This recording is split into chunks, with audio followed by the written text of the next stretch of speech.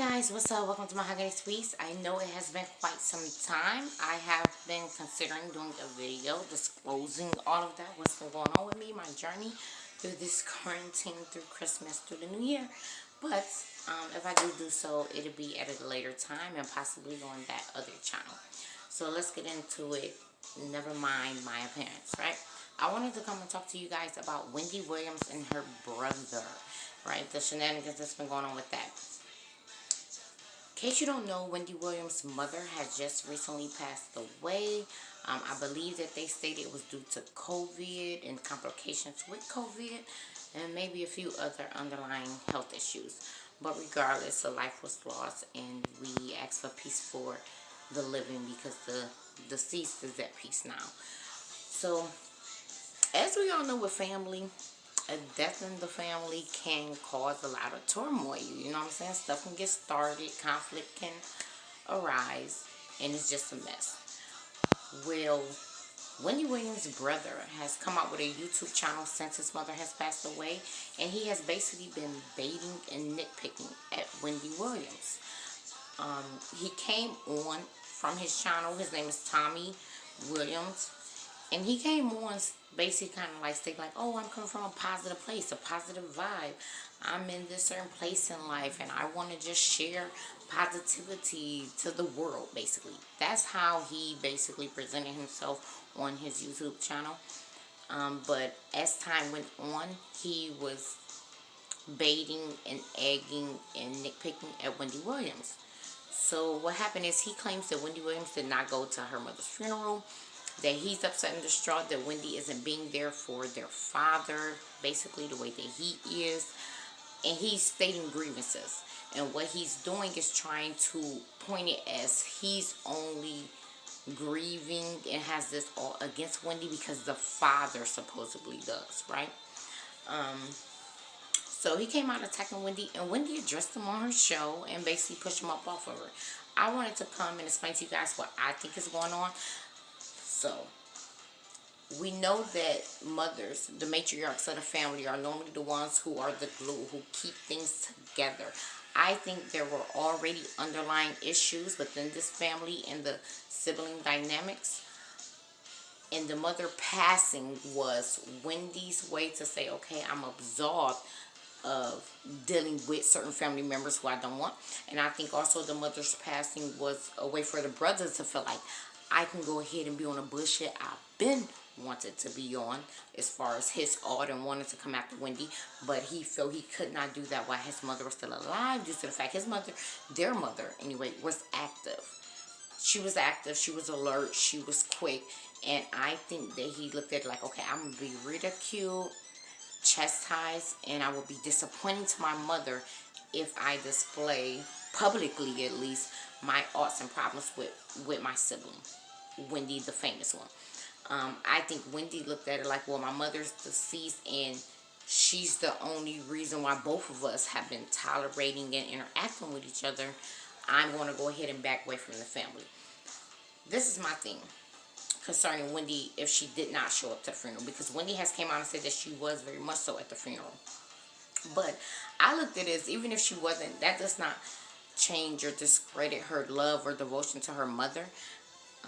The brother keep bringing up his father. This is the thing. Yes, as a family, you try to rally behind other family members, support them through the tragedy, but everyone needs their own sense of support. And she might be going through what she's going through with her mother's death, to where she don't have the capacity to try and emotionally and mentally support her father and her other siblings. She is probably looking for her own support system to hold her up. And this is what we have to remember. Wendy has been through a lot in the last couple of years. Her entire life has changed and flipped around from the empty nest syndrome. Her only child, it was a miracle baby to her, going off to college. That's somewhat in itself, of that the nature of that relationship now is shifting, evolving, and changing, morphing into something else where that child is independent, grown now, living their own life. Then you have the fact that her divorce with her husband. Believe it or not, when it comes to family, yes, as a family, you're supposed to stick close. Those are people closest to you and you love them. But your spouse, your man, your woman is technically that person who is closest to you, who holds you up and is your support system. So he mentioned that she had went out with her ex-husband. Her ex-husband had came to the funeral. She went out with her son and her ex-husband. I do not see an issue with that, and it totally makes sense to me, because if she is crumbling herself and doesn't have it in her to be the support to her father and her family members, her needing her own support, that's who's been her support for the last 25 years. So regardless of what he has done against her, that's still a bond there. They were husband and wife. They had a child together, and they have shared many years together. That is her best friend. So I could understand her needing to and going to rely on him for support and strength while she's coping with the passing of her own mother. I think it's selfish of him to expect her to behave how he behaved, process the way he processed, and adapt the way that he is trying to adapt. That's number one. Number two, my grandmother, my granny, actually passed away, and I did not go to her funeral. I couldn't handle it. I had experienced so much death by that point of people who I loved and deeply cared for passing that I couldn't take another one. I stayed in my bed literally for 3 days during that process of my grandmother's viewing and her funeral. I could not handle it. I could not go. It was a lot of things going on with the reason why I couldn't. One particularly was regret. Me and my grandmother relationship had shifted during like the last 5 years prior to her passing, where it went deeper than just, okay, my granny and me, the woman who, give me recipes, would teach me how to cook, teach me how to be a lady and stuff like that. And it went to a woman-to-woman connection where we shared and talked about dating, about life, about marriage, about different things, a confidant. And part of me felt regret, feeling like I wish I would have made the extra visit. I wish that I would have made that extra time. I wish I would have had that bit more patience in spending time with her and stuff like that. Part of me went through, like I said, just feeling like a great loss. So I understand, Wendy, everyone cannot handle funerals. Some people get to a point, depending on how much death they have experienced in life, where that would take them across the edge. I had to bury a child before, and going to his wake was devastating, let alone his funeral. Actually, to be honest, the only reason I was there because I literally had no choice but to be there. I would have been at home in my bed then, to be honest, curled up. But so I don't think that should be something that's held against her. The fact that if she did not go to her mother's funeral, that shouldn't be held against her. The fact that she went to her husband as a support system, that being her best friend, that being a person with her through thick and thin throughout the last 25 years of her life, that makes sense why she would rely on him or accept him being there as a cushion, as a pillow of some type of normalcy and, solace. So to me, her brother is dead fucking wrong to judge her, to put those things on her. I do not believe that her father is the one with these grievances. I think that it is him with the grievances, and he's using his father as his excuse to send darts to Wendy. I think that Wendy has possibly cut him off financially or in whatever other means. And basically the passing of their mother was the open window for him to act wild and do what he'd been wanting to do. And for Wendy to be like, okay, I can cut my ties with this young man. We don't know what, because let's say there is grievances and it wasn't even just Wendy trying to deal with this chaotic and traumatic experience and not relapsing, not going crazy, since, like I said, she has been through a lot of trauma in the last few years. Let's say that it was different, and not that wasn't the reason why. She still has every right. He doesn't have the right to judge. He's wrong. The father has nothing to do with it. Her father could reach out to her if he had a problem with anything she was doing. If her father needed her, he can call her. The brother is just being messy, has a vendetta, acts a grind that I think he been had to grind, and now he just has open forum to be able to get away with it. Well, he came out, he was shooting darts about Wendy. not being there for the father the way he feel that she should be. Like, she don't need somebody there for her. Yeah, the father lost a wife. She lost a mother. They both, no one's not greater than the other, and they both are traumatic experience, and they both need a lot of healing and coping. So this Tommy, her brother, is just completely out of line. And then you go to social media, you bait and egg her on, take shots at her, try and make her look bad and stuff like that. And then when Wendy came back to address it, and she addressed it publicly on her show, and she basically surmised, like, look, I was at my mother's funeral. You started a fight with another family member, like you were being despicable. And she stated how she hinted towards, like, him being a cross-dresser. She like, you and your wife, you know, I got the deets on y'all. You better leave me alone, basically. Like, come up off me. So then he later came, after she did that, chin checked him, and he stated that he's going to take the high road. And yeah, he might be wrong, but the father was disappointed and what's been going on and all this. So he then tried to retreat how he was behaving now that she's hitting back, and tried to paint himself once again as a victim, and like Wendy is the wrong one when she wasn't for checking him.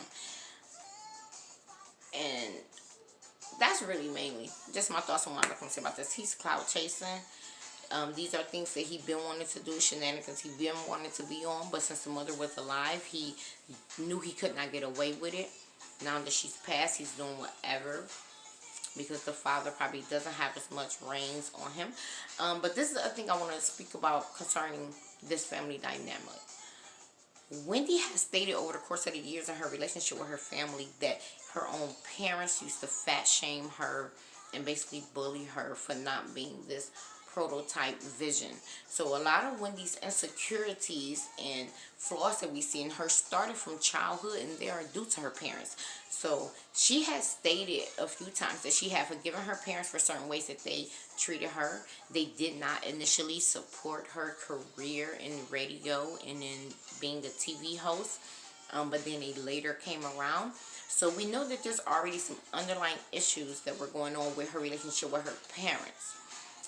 And then when you get to the siblings, with Wendy being a star and successful, and then her parents therefore turning and prizing her, right? So they flip from chastising this young lady, ostracizing her, and putting her down for her weight, and now she's their golden child, and they're so proud of her, and she's the best thing since sliced bread. That could have caused animosity and jealousy from her sibling Tommy. But it also could still be issues that Wendy had with them. But of course, those are her parents, so she loved them regardless.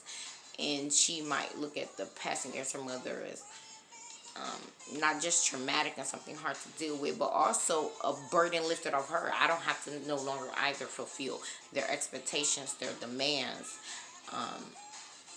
and can possibly try to heal from the trauma that she suffered from the hands of them, where it could also possibly be the same for the brother. But he just kept doing a lot of projecting of his own feelings and thoughts onto Wendy, and that's not right. Everyone grieves differently. Everyone has the right to try and grieve and cope the best way fit for them. As far as Wendy being there for her father, she needs someone there for her herself. Though that strong person, they need someone to fall on. They need that rock. So Wendy has constantly been the forefront and strong one for that family dynamic. Of course, her husband was the one who held her up and kept her strong. Her ex-husband now.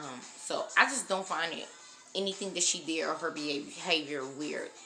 If she didn't go to the funeral, I don't find that weird, and that's understandable. If she went out to eat with her ex-husband and her son, I don't find that weird. That's understandable.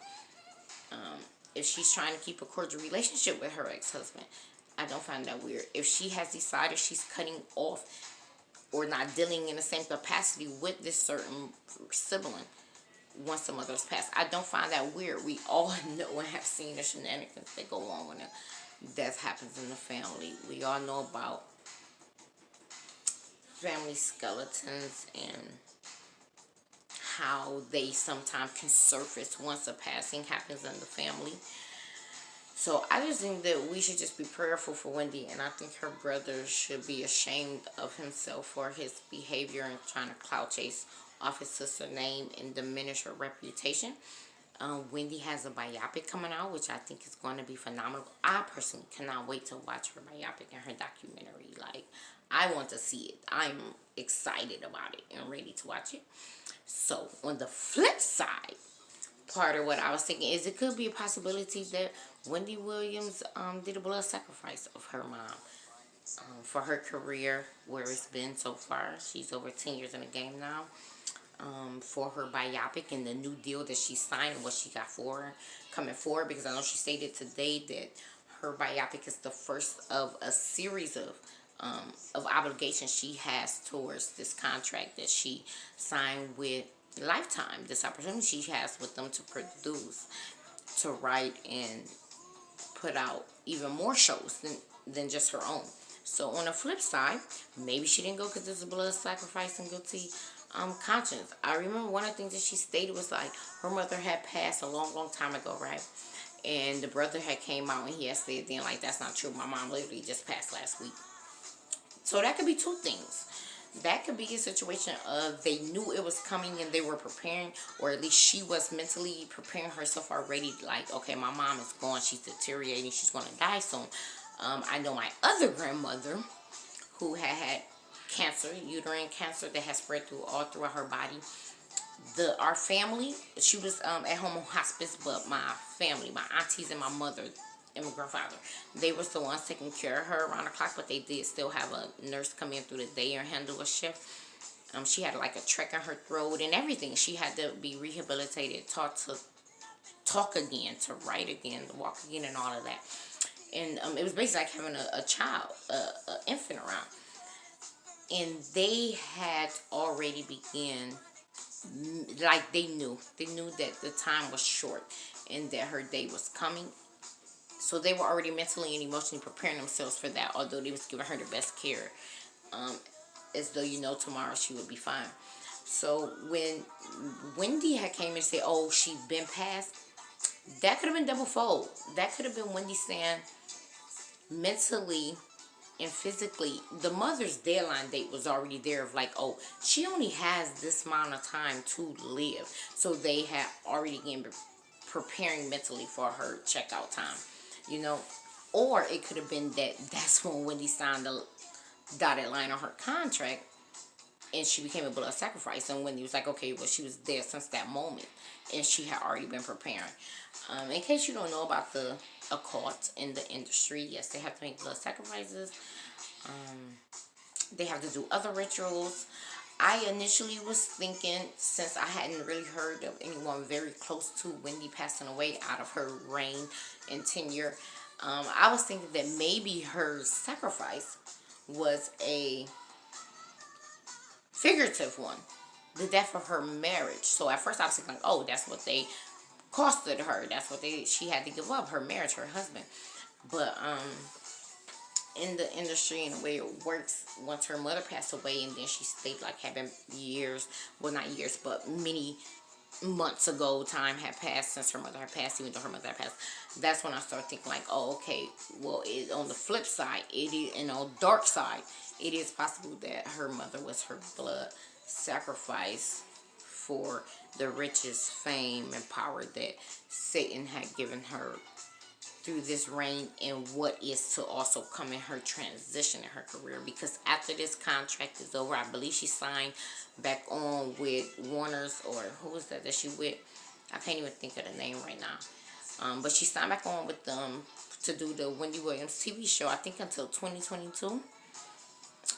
And but whatever time after this, the last final contract is over with, she's going to be done with daytime TV. Excuse me, I'm sorry, I've been drinking wine.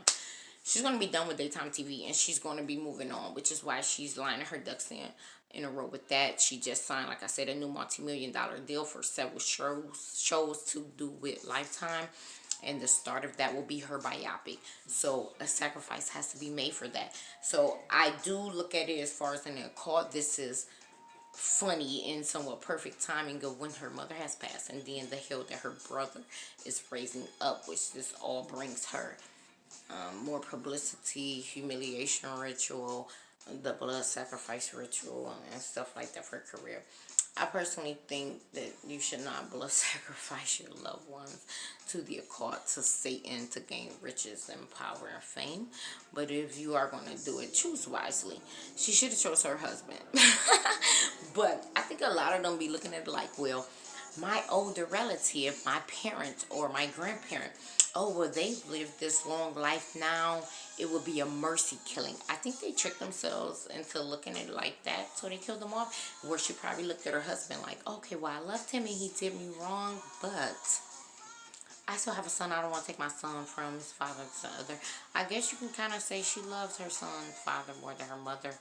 I do think that she might have still had some grievances towards the way her mother treated her coming up, although she, on the surface level, had mended things with her parents. But anyway, giving you guys thoughts. That's my thoughts. The brothers did wrong. She had the personal right, and I can understand if she could not handle actually staying at her mother's funeral and seeing her like that. I think it would have been even mentally more strenuous on her for a mental breakdown to occur, for a relapse to occur. I think her mental and physical health are most important.